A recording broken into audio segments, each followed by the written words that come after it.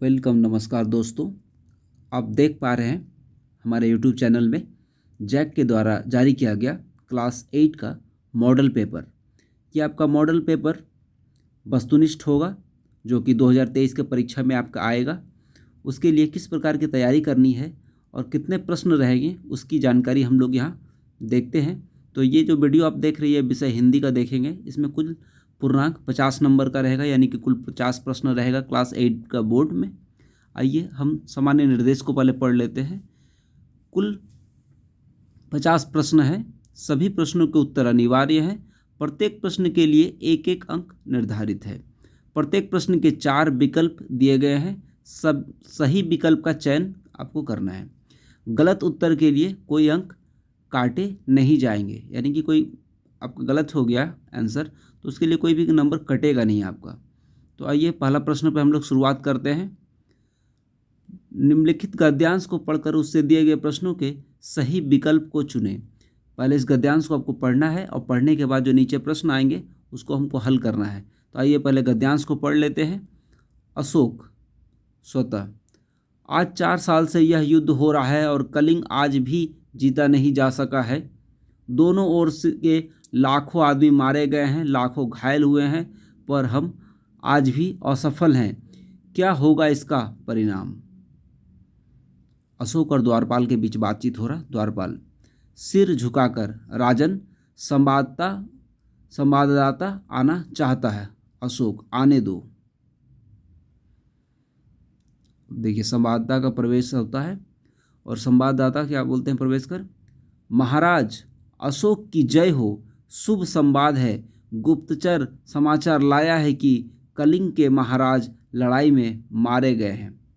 ये आपका गद्यांश था। हम लोगों ने इसको पढ़ लिया। अब आइए प्रश्न का उत्तर हम लोग देते हैं। पहला प्रश्न है आपका, उपरोक्त पंक्तियों के लेखक कौन है? आपका ये किताब का प्रश्न है, तो आप अगर पढ़े हैं तो आप जानते हैं कि इसका जो लेखक होंगे, आपका 4 ऑप्शन में जो सही है उसको मारना है। तो यहाँ दिया हुआ है आपका बंशीधर श्रीवास्तव। तो हम लोग बंशीधर श्रीवास्तव पे टिक कर देंगे। यहाँ हम टिक कर दिए, मगर आपको क्या करना है, आपको वहाँ गोला करना पड़ता है सही आंसर पे। आइए अगले प्रश्न पे चलते हैं। कौन आज भी जीता नहीं जा सका? किसको नहीं जीता जा सका? बर्मा, नेपाल, कलिंग, चीन। तो गद्यांश के अनुसार कलिंग, यानी कि 2 का सी हो जाएगा। आइए अब हम लोग इसको पूरा करते हैं। ये है आपका अगले प्रश्न में हम लोग जाएंगे। प्रश्न संख्या 3, 4, 5 के लिए है। कक्षा में प्रथम आने पर अपने पिता को लिखे गए इस पत्र में छूटे गए अंश को भरिए, जो प्रश्न संख्या 3, 4 तथा 5 के रूप में बॉक्स में क्रमांकित है। पहले हम लोग अब देख लेंगे पिता को लिखना है हमें पत्र। तो पहला है पूज्य पिताजी, उसके बाद खाली जगह है, उसका 3 नंबर, वहाँ 3 नंबर पूज्य पिताजी के बाद हम लोग क्या लिखेंगे? आइए यहाँ ऑप्शन में देख ले। पहले 3 नंबर का सादर प्रणाम लिखेंगे, नमस्ते लिखेंगे, नमस्कार लिखेंगे, स्नेहाशीष लिखेंगे। क्या लिखेंगे? तो पिताजी को लिख रहे तो सादर प्रणाम लिखेंगे हम लोग। तो यहाँ पे हम लोग सादर प्रणाम करेंगे। उसके बाद हम लोग अगले प्रश्न की ओर जाएंगे। चौथा हमारा यहाँ है, मैं यहाँ सकुशल हूँ, आशा करता हूँ कि आप सभी कुशल होंगे। आज हमारे विद्यालय का वार्षिक परीक्षा का परिणाम घोषित हुआ है। आपको यह जानकर हार्दिक क्या होगा? अच्छा आइए देखते हैं 4 नंबर में। हार्दिक प्रसन्नता होगी कि अप्रसन्नता होगी? और पहला है अप्रसन्नता, उसके बाद प्रसन्नता, कुशलता, निराशा। तो क्या होगी? तो आप फर्स्ट आए हैं कक्षा में तो क्या होगा? रिजल्ट आपका अच्छा आएगा तो क्या होगा? अप्रसन्नता होगा कि प्रसन्नता होगा? प्रसन्नता यानी कि खुशी, तो हम लोग प्रसन्नता में मारेंगे, यानी कि बी नंबर में मारेंगे। उसके बाद हम लोग आगे प्रश्न में चलेंगे 5 नंबर में। यहाँ 4 नंबर में भर दिए, प्रसन्नता होगी कि मैंने अपनी कक्षा में प्रथम स्थान प्राप्त किया है। यह आपके आशीर्वाद एवं कुशल मार्गदर्शन के कारण ही संभव हो पाया है। माता जी को प्रणाम तथा छोटे भाई को प्यार भरा। छोटे भाई को प्यार भरा क्या होगा? छोटे भाई है, छोटे भाई को प्यार भरा प्रणाम होगा, मार्गदर्शन होगा कि हार्दिक या आशीर्वाद क्या होना चाहिए? तो छोटा भाई है तो छोटा भाई को हम लोग आशीर्वाद देते हैं। तो आशीर्वाद, छोटा भाई को आशीर्वाद। तो ये 5 नंबर का डी नंबर हो जाएगा। इस तरीके से हम लोग 5 प्रश्न कर लिए। अब आगे बढ़ते हैं हम लोग। व्याकरण खंड है, प्रश्न संख्या 6। तालाब शब्द का पर्यायवाची शब्द नहीं है, इसमें से कौन सा तालाब शब्द का पर्यायवाची नहीं है? देखिए, पहला है सरोवर, सर, सरिता, पोखर। तो जैसा कि आप जानते हैं कि सरिता, सरिता यानी कि नदी होता है, तो हम लोग का पर्यायवाची शब्द कौन नहीं होगा? सरोवर, सर, पोखर, ये तीनों जो है तालाब का पर्यायवाची शब्द है, यानी कि हमारा इसमें सरिता नहीं होगा। सरिता नदी को बोलते हैं, तो ये सरिता हमारा इसमें उत्तर हो जाएगा आपका। आइए प्रश्न संख्या 7 पे चलते हैं। चंद्रमा शब्द का पर्यायवाची शब्द होगा, चंद्रमा का पर्यायवाची शब्द कौन सा होगा? रश्मि, शशि, रसाल, सरोज। तो हम लोग चंद्रमा का पर्यायवाची जानते हैं कि चंद्रमा का पर्यायवाची हम लोग उसको शशि भी बोलते हैं। तो ये 7 का बी नंबर हो जाएगा। आइए 8 नंबर में चलते हैं। शीश शब्द का तद्भव रूप कौन सा होगा? शीश, शीश शब्द, शीश यानी कि सिर, है ना। शीश शब्द का तद्भव रूप सिर होगा। 9 नंबर में चलते हैं। वह थी एक मजदूर, इस वाक्य में मजदूर है, क्या है? मजदूर। संज्ञा है, सर्वनाम है, क्रिया है, विशेषण है। वह थी एक मजदूर, तो ये संज्ञा है, तो हम लोग संज्ञा को टिक कर देंगे, ए नंबर संज्ञा है हो जाएगा। अगले प्रश्न चलते हैं, चलिए 10 नंबर। करण कारक का विभक्त चिन्ह होगा, क्या होता है? ने है, कर्म है, से है, में, पर, क्या होना चाहिए? इस यानी कि इसका होता है से, यानी कि हमारा सी नंबर। करण कारक का विभक्त चिन्ह होगा, यानी कि सी नंबर से, ठीक है। आइए प्रश्न संख्या 11 पर चलते हैं। हंसते हुए मुख वाला शब्द समूह के बदले एक शब्द होगा। हंसते हुए मुख वाला क्या होना चाहिए? हठीला, हंसोड़, हंसमुख, हठपन, यानी कि उसको क्या बोलते हैं? हंसता हुआ चेहरा होता है, वैसा मुखड़ा जो हंसता हुआ दिखता है, उसको हम लोग क्या बोलते हैं? उसको हम लोग हंसमुख बोलते हैं। तो ये आपका 11 का सी नंबर हो जाएगा। आस्तीन का सांप मुहावरे का सही अर्थ क्या होगा? आस्तीन का सांप किसको हम लोग बोलते हैं? असली मित्र को बोलते हैं, कपटी मित्र को बोलते हैं, प्यारा मित्र को बोलते हैं, अन्य मित्र को बोलते हैं, किसको बोलते हैं? तो ये जो दुष्ट टाइप के जो मित्र होते हैं हमारे, उसको हम लोग आस्तीन का सांप बोलते हैं, यानी कि कपटी मित्र, यानी कि बी नंबर हो जाएगा 12 का बी। अगले प्रश्न पर चलते हैं हम लोग। प्रश्न संख्या 13 है। परोपकार का संधि विच्छेद क्या होगा? देखिए इसको पढ़िए आप कि कौन सा सही होगा। परा जोड़ उपकार, पर जोड़ उपकार, सी नंबर में परो जोड़ उपकार, डी नंबर में परोप जोड़ कार। कौन सा सही लग रहा है? तो ये सही है, पर जोड़ उपकार, इसको हम लोग बोलते हैं परोपकार। 13 का बी नंबर, पर जोड़ उपकार, ये आपका सही है। चलिए अगले हम लोग प्रश्न पर चलते हैं। 14 नंबर प्रश्न पर चलते हैं। खेलकूद किस प्रकार का समास है? समास आपने पढ़ रखा है। खेलकूद किस प्रकार का? खेलकूद एक साथ आया है, यानी कि इसको द्वंद्व हम लोग कहते हैं, द्वंद्व, यानी कि बी नंबर हो जाएगा 14 का बी। 15 नंबर। जय शब्द का विलोम क्या होगा? जय का विलोम, विलोम यानी कि उल्टा, तो जय का होता है पराजय, तो बी नंबर है पराजय, पराजय हो जाएगा। आइए 16 नंबर पे चलते हैं। कवि शब्द का स्त्रीलिंग रूप क्या होता है? जैसे कि कोई कवि है और उसका स्त्रीलिंग क्या होगा? यहाँ पर ध्यान देंगे कि ए बी सी डी का 4 ऑप्शन है, इसमें से चारों काफ़ी मिलता जुलता है। ये सबसे सही जो होगा उसको हम लोग को, तो कवित्री होता है। कवित्री कौन सा शुद्ध लिखा हुआ वो होगा, तो आप देख पा रहे हैं डी नंबर में ये शुद्ध लिखा हुआ कवित्री, कवि का कवित्री, कवि का स्त्रीलिंग कवित्री होगा, ठीक है।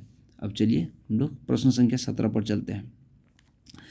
मैं भी बहुत भयभीत था, इस वाक्य में प्रविशेषण होगा। प्रविशेषण क्या हो जाएगा? बहुत, बहुत प्रविशेषण हो जाता है। चलिए 18 नंबर चलते हैं। उपवन शब्द में कौन सा उपसर्ग प्रयुक्त होगा? उपवन शब्द में कौन सा उपसर्ग किसको बोलते हैं? जो किसी शब्द के आगे जुड़ता है ना, तो वन है, वन के आगे उप जुड़ा हुआ है, तो 18 का आपका सी हो जाएगा। उप जो है उपसर्ग है यहाँ पे। बन का आगे उप जुड़ा हुआ है। चलिए अब 19 नंबर में चलते हैं। 19 नंबर में हम लोग देखते हैं उपकार शब्द में किस उपसर्ग के संयोग से परोपकार शब्द बना है। उपकार शब्द में किस उपसर्ग, इसके उपसर्ग क्या है, ठीक है, उपसर्ग के संयोग से परोपकार शब्द बना है। तो परोपकार शब्द कैसे बना है, तो पर से, उपसर्ग के संयोग से परोपकार शब्द बनता है। तो पर जोड़ गया ना, तो उपकार में पर जोड़ गया, परोपकार, तो पर 19 का बी नंबर हो जाएगा। अब चलिए हम लोग अगले प्रश्न पे चलते हैं। प्रश्न संख्या 20 पर चलते हैं। मजदूर शब्द में दीर्घई प्रत्यय लगने से नया शब्द कौन सा बनेगा। दीर्घई लग जाएगा तो क्या हो जाएगा, आप ही बताइए। मजदूर में दीर्घई लगा देंगे तो मजदूरी, यानी कि ए नंबर हो जाएगा, मजदूरी। इस प्रकार से आपने 20 प्रश्नों को हल कर लिया। सभी प्रश्न महत्वपूर्ण है, सभी प्रश्नों को आपको करना है। अभी तक मेरे चैनल को आपने सब्सक्राइब नहीं किया तो मेरे चैनल को सब्सक्राइब कर लीजिएगा, ताकि आगे जो मॉडल सेट जारी होगा उसका आपको नोटिफिकेशन आसानी से मिल जाएगा और आप अपने एग्जाम की बेहतर तरीके से तैयारी कर पाइएगा। तो चलिए अगले प्रश्न जो आएंगे हमारे वो पाठ्य पुस्तक से आएंगे। अभी तक जो हम लोग बना रहे थे वो व्याकरण था हमारा। व्याकरण के बाद पाठ्य पुस्तक वाला प्रश्न पर हम लोग चलते हैं। प्रश्न संख्या 21 पर चलते हैं। पुष्प की अभिलाषा कविता में पुष्प किसके प्रति समर्पित है। पुष्प किसके प्रति समर्पित था। ऑप्शन है मातृभूमि और वीर, किसान, देवी देवता, सुरवाला। किसके प्रति, तो मातृभूमि और वीर हम लोग पढ़े हैं। इसमें शीश चढ़ाने जो जाते हैं मातृभूमि और वीर के लिए, तो मातृभूमि और वीर के लिए हमारा ए नंबर में है, ए नंबर कर देंगे। प्रश्न संख्या 22 पे चलते हैं। छोटा जादूगर कहानी के कहानीकार कौन है। छोटा जादूगर के, तो छोटा जादूगर कहानी के कहानीकार कौन है, जयशंकर प्रसाद। तो हम लोग जयशंकर प्रसाद, यानी कि हमारा सी नंबर, 22 का सी नंबर सही होगा। अगला प्रश्न पे चलते हैं 23 पे। कार्निवल के मैदान का माहौल कैसा था। कैसा था, आपने कहानी को पढ़ रखा है तो खुशनुमा था, तो हम लोग खुशनुमा को यहाँ टिक कर देंगे, ठीक है। उसके बाद अगले प्रश्न पर चलेंगे। किसका ज्वर सबसे भयानक होता है। किसका, तो ये कुसंग का। किसका ज्वर सबसे भयानक, सत्संग का, कुसंग का, सच्चाई का, अच्छाई का। किसका भयानक होगा, तो कुसंगत का होता है, यानी कि कुसंग का होगा, यानी कि हमारा 24 का बी नंबर हो जाएगा सही उत्तर इसका। उसके बाद अगले प्रश्न पे चलते हैं। किस अवस्था में मित्रता की धुन सवार रहती है। हम लोगों का सबसे ज़्यादा दोस्ती किस उम्र में होता है, युवावस्था में। युवावस्था में, ऑप्शन है ए में, तो युवावस्था। 25 नंबर तक हो गया। अब 26 नंबर से आगे हम लोग चलते हैं। चलने से पहले किसका अनुमान कर लेना चाहिए। चलने से पहले किसका अनुमान कर लेना चाहिए, बताइए। तो जब हम लोग चलते हैं तो किसका अनुमान कर लेते हैं, जो जिस पथ पर चलेंगे उस पथ का अनुमान पहले कर लेना चाहिए, तो ये पथ 26 का ए हो जाएगा। बड़े भाई साहब पाठ में कनकौआ का अर्थ होता है, क्या होता है, पतंग। पतंग को हम लोग कनकौआ कह रहे हैं बड़े भाई साहब पाठ में। मैदान के बीच में कितनी पताका फहरा रही है। किसकी पताका, मैदान के बीच में किसकी पताका फहर रही थी, तो मैदान के बीच में मगध की पताका, ए नंबर है 28 के, मगध पताका फहर रही थी। आगे बढ़ते हैं। प्रश्न संख्या 29। बुढ़िया गांव के किस दिशा में रहती थी। बुढ़िया गांव के किस दिशा में रहती थी, तो बुढ़िया जो रहती थी वो आपका पूरब दिशा, ऑप्शन में चारों है, पूरा, पश्चिम, उत्तर, दक्षिण, तो बुढ़िया पूरब में रहती थी। किसका तन, 30 नंबर प्रश्न है, किसका तन थक गया था। किसका तन थक गया था, अब कहानी अगर पढ़े हैं तो आप जानते हैं कि ये बुढ़िया के बारे में है। लेखक के घर के सामने किसका पेड़ था, तो लेखक के घर के सामने अमरूद का पेड़ था, तो 31 का बी हो जाएगा, 31 का बी। कहाँ के अमरूद प्रसिद्ध हैं, कहाँ के प्रसिद्ध हैं, इलाहाबाद वाले अमरूद प्रसिद्ध हैं, तो हमने इलाहाबाद सी, यानी कि सी में टिक कर दिया, इलाहाबाद के अमरूद प्रसिद्ध हैं। चलिए अगले प्रश्न में चलेंगे। बस में यात्रा के समय लेखक के कितने बच्चे उनके साथ थे? लेखक के कितने बच्चे उनके साथ थे? 3 बच्चे साथ थे। तो हम बी को टिक कर देंगे और 3 बच्चे साथ थे। अब हम लोग अगले प्रश्न पे चलेंगे। बस के यात्रियों ने कैसी बातें शुरू कर दी? तरह तरह की बातें। उसमें लिखा हुआ क्या? तरह तरह की बातें। तो तरह तरह हमारा 34 का ए नंबर में तरह तरह की बातें शुरू कर दी। चलिए, भरत ने राम से क्या आग्रह किया? उसका भरत जब प्रभु श्री राम जब वनवास की ओर चले गए थे, तभी उसके भाई जाकर के क्या आग्रह करता उनसे, अपने बड़े भाई से, वापस चलने के लिए। महल वापस बुलाता है, महल वापस चलने के लिए। तो वापस चले तो हो जाएगा 35 का ए नंबर हो जाएगा। चलिए आगे प्रश्न संख्या हम लोग 36 पर चलते हैं। मिथिलेश किसे कहा गया है? तो किसे कहा गया है? जनक को। तो हम लोग, हमारा उत्तर है बी में, जनक। झारखंड के दो सपूत पाठ में किस क्षेत्र की चर्चा की गई है? किस क्षेत्र की चर्चा गई है? झारखंड के 2 सपूत जो पाठ है, किस क्षेत्र? तो झारखंड के ही बारे में की गई है। तो यहाँ 37 का ए नंबर हो जाएगा, झारखंड के ही बारे में की गई है। राम नारायण सिंह का जन्म कब हुआ था? तो कब हुआ था? तो आपको याद रखना है, राम नारायण सिंह का जन्म जो है 1885 में हुआ है। तो 1885 हमने टिक कर दिया, राम नारायण सिंह का जन्म। अगले प्रश्न पे चलते हैं। 39, बस को कंपनी के हिस्सेदार कैसे बता रहे थे? बस को कंपनी के हिस्सेदार कैसे बता रहे थे? तो हम लोग फर्स्ट क्लास, यहाँ क्या करेंगे? First class. हुंड्रू जलप्रपात का पानी कितना फुट से नीचे गिरता है? हुंड्रू 243। तो हमारा 243 हम देखेंगे कहाँ पे है? 243, यानी कि तो 243 है हमारा बी नंबर में। तो 243 बी नंबर में। अगले प्रश्न की ओर चलते हैं। रात के सन्नाटे में कौन रोती है? रात के सन्नाटे में कौन रोती है? नदियाँ, जंगल, घर, खलिहान। तो नदियाँ। रात के सन्नाटे में कौन रोती है? नदियाँ। तो ये सही उत्तर है, नदियाँ। अगले प्रश्न पर चलते हैं।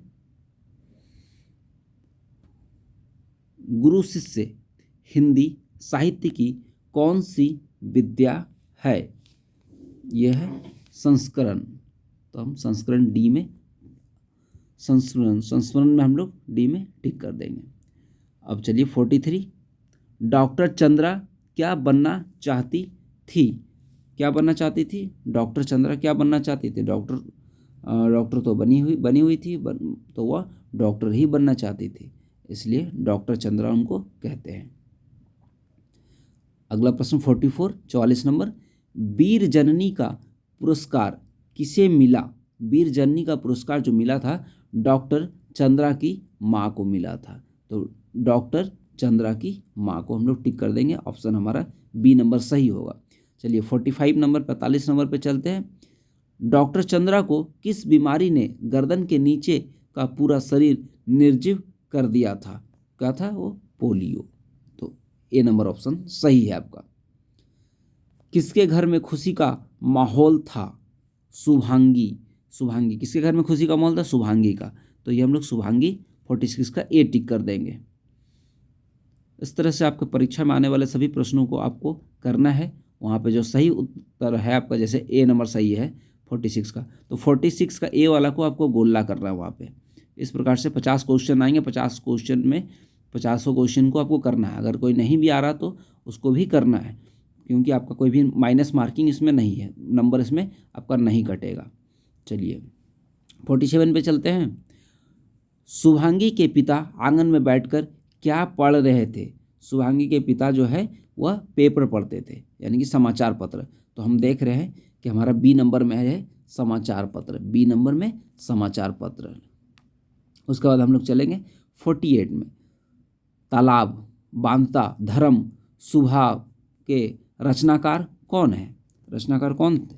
अनुपम मिश्र थे। अनुपम मिश्र, यानी कि 48 का ए नंबर।